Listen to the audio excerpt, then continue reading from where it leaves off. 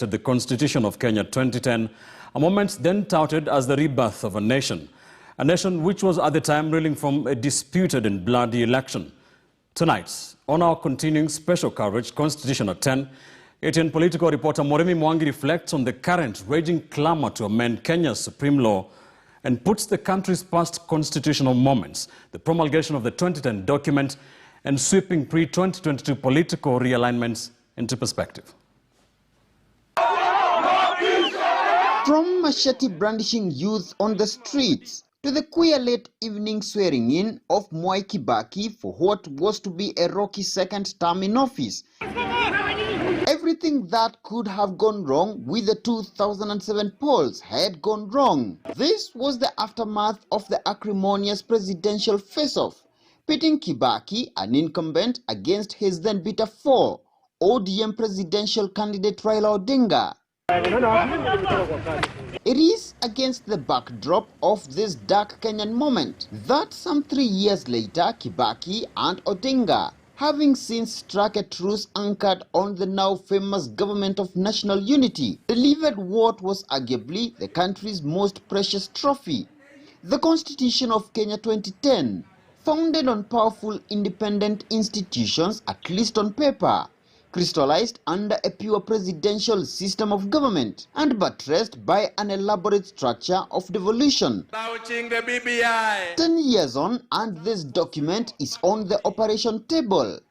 Kenya's supreme law is awaiting radical surgery through the soon-to-be instituted amendments under the Building Bridges initiative, spearheaded by Odinga and his former bitter foe turned ally, President Uhuru Kenyatta. This is a panacea. This is what people have come to conclude has always been the real reason why people have always been fighting. At the peak of the Naivasha deliberations that delivered the 2010 Constitution, Odinga, then Prime Minister and de facto co-principal to Kibaki in the Grand Coalition government, was by far the top presidential contender. His other likely formidable opponents perhaps only being such senior members of the executive, then as Vice President Kalonzo Musyoka and Deputy Prime Ministers Musalia Mudavadi and Uhuru Kenyatta. But there was need for a seamless transition from the Kibaki regime. International Criminal Court is now in session. And the stinging headache then that was the International Criminal Court charges facing Uhuru Kenyatta, son to founding President Mzee Jomo Kenyatta, and then Rift Valley Kingpin and Odinga's most vicious rival, Cabinet Minister William Ruto. It would be Odinga's biggest stab at the presidency yet after the disputed 2007 polls.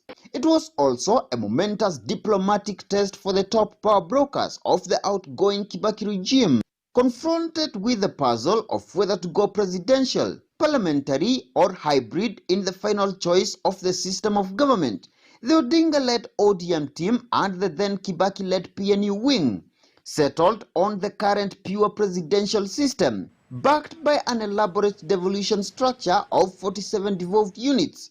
The bit of gerrymandering, the kind of other overriding political interests, and we ended up with a pure presidential American system of government. So what has changed 10 years later, and why the clamor to expand the executive to accommodate a prime minister, 2 deputies and an official leader of the opposition based in parliament? The presidency is still held up there, and we are still stuck in the fact that we believe that when the president comes from the area, then he will benefit. It may not necessarily be true. The first president of this republic had a huge problem with his deputy. So what is the guarantee that the working environment will be smooth when we bring an additional 3 people? We have pushed for the reform of IEBC, and sometimes those who are in power, they resist. They don't want IEBC to be reformed. In order for these communities to feel, when they look at that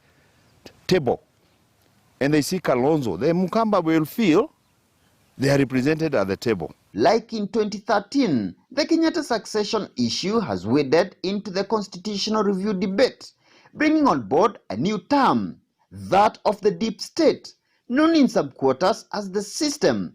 The so-called system is perceived to support constitutional changes.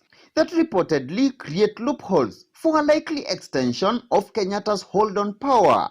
It has been described by the outspoken camp of Deputy President William Ruto as a kind of a cabal of senior civil servants and moneyed brokers, allegedly keen on hijacking the BBI process to deliver amendments friendly to what Ruto calls a scheme to block his accession to the presidency. Among the most outspoken BBI proponents, viewed with suspicion by the Ruto camp, is Jubilee Party Vice Chairman David Murathe and Central Organization of Trade Unions COTU Secretary General Francis Atwoli. Both say they have no apologies to make. And I said, Uhuru is too young. Where is he going to go? If you leave him around loitering, after we have been paying him as a president, he will give us a hell of problems. If you tell us that we must have a referendum, whether we like it or not, that is dictatorship. President Kenyatta has already declared a constitutional moment for Kenya, and with the final draft of the BBI report soon to be released, pundits, politicians, and power brokers have a busy schedule ahead, weighing the issues and seeking answers to the questions of whether to hold the constitutional referendum before, during, or after the 2022 polls. Murimi Mwangi, KTN News.